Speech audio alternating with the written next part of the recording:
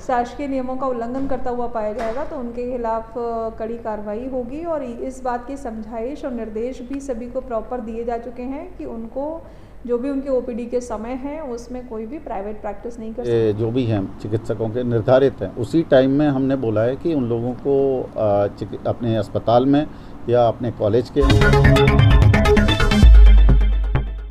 जन जन की आवाज, सिटी न्यूज एमपी।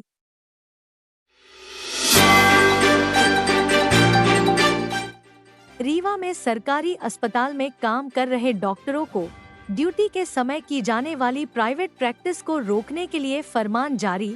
रीवा का संजय गांधी अस्पताल प्रदेश के सबसे बड़े अस्पतालों में से एक है। यहाँ पर सरकारी सुपर अस्पताल भी है, सरकारी जिला चिकित्सालय भी है। यहाँ के डॉक्टर को ड्यूटी के समय प्राइवेट प्रैक्टिस करने की पूरी तरीके से मनाही है, लेकिन एक लंबे समय से डॉक्टर नियमित रूप से अपने सरकारी आवास में प्राइवेट प्रैक्टिस कर रहे हैं। बाकायदा इसके लिए उन्होंने सड़क के किनारे लाइन से अपने अपने बोर्ड लगा रखे हैं, जबकि इन बोर्ड को लेकर अस्पताल प्रशासन और जिला प्रशासन का सख्त आदेश है कि कोई भी डॉक्टर ऐसे बोर्ड नहीं लगा सकता है। यह बोर्ड सरकारी आदेशों का खुला उल्लंघन करते नजर आते हैं। संजय गांधी अस्पताल से केवल 20 कदम की दूरी पर श्याम शाह चिकित्सा महाविद्यालय के दीवार से लगी हुई कॉलोनी पर जैसे ही आप प्रवेश करेंगे तो आपका स्वागत करते डॉक्टरों के यह बोर्ड आपको नजर आ जाएंगे। अलग अलग बीमारियों के एक्सपर्ट के यह बोर्ड यह बताने के लिए पर्याप्त है आपको कौन सी बीमारी है तो आपको किस डॉक्टर के पास जाना है, वह कहां पर मिलेगा। इसके लिए आपको किसी से पूछने की जरूरत नहीं है।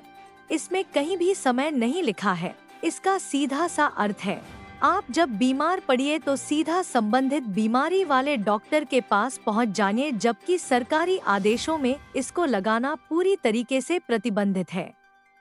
लेकिन फिर भी कोई भी इसको मानने के लिए तैयार नहीं है। रीवा कलेक्टर प्रतिभा पाल और श्याम शाह चिकित्सा महाविद्यालय के डीन सुनील अग्रवाल का साफ तौर से कहना है कि सरकारी कॉलोनी में डॉक्टरों के द्वारा लगाए गए बोर्ड पूरी तरीके से गलत है। उनके द्वारा अस्पताल के ड्यूटी के समय प्रैक्टिस करना गलत है। हम लगातार इस पर नजर बनाए हुए हैं। हम जल्दी ही बड़ी कार्यवाही करेंगे। लेकिन सवाल यही पैदा होता है, वह दिन कब आएगा।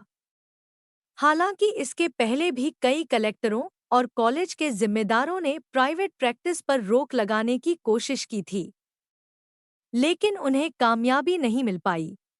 कहीं भी चाहे वो मेडिकल कॉलेज के डॉक्टर्स हों, मेडिकल कॉलेज से मतलब है कि एसजीएमएच या अन्य कहीं के, या फिर अपने डिस्ट्रिक्ट हॉस्पिटल या पेरिफेरी के भी जो अपने सीएससीज हैं, यदि वहाँ के डॉक्टर्स के संबंध में अब हम लोग ये औचक निरीक्षण शुरू करेंगे और औचक निरीक्षण में कोई भी शासकीय नियमों का उल्लंघन करता हुआ पाया जाएगा तो उनके खिलाफ कड़ी कार्रवाई होगी। और इस बात की समझाइश और निर्देश भी सभी को प्रॉपर दिए जा चुके हैं कि उनको जो भी उनके ओपीडी के समय हैं उसमें कोई भी प्राइवेट प्रैक्टिस नहीं कर सकता है। और औचक निरीक्षण के दौरान जो भी लोग इसमें आएंगे उनके खिलाफ कार्रवाई होगी।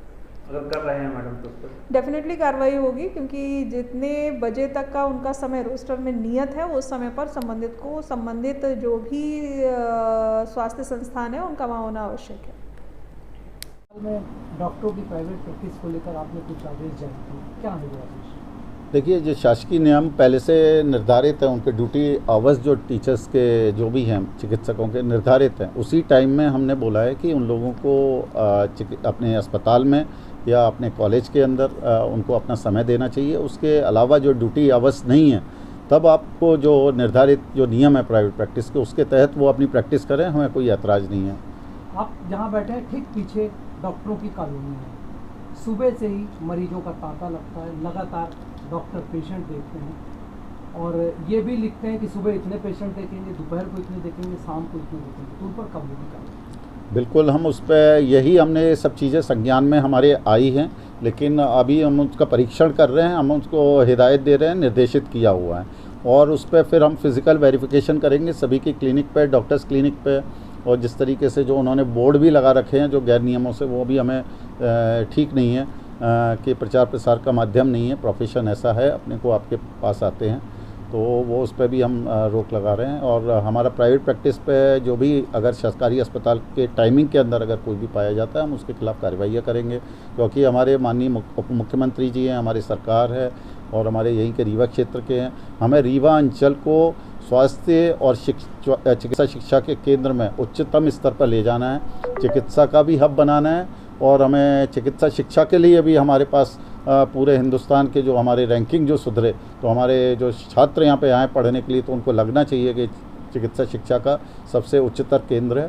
तो ऐसा हमें स्थापित करना है। हमारे चिकित्सक भी इसमें हमें सहयोग प्रदान कर रहे हैं, लेकिन कुछ ऐसे हैं किस्से जिनको हमें लगाम भी लगानी है और उनके खिलाफ कार्रवाई भी करेंगे।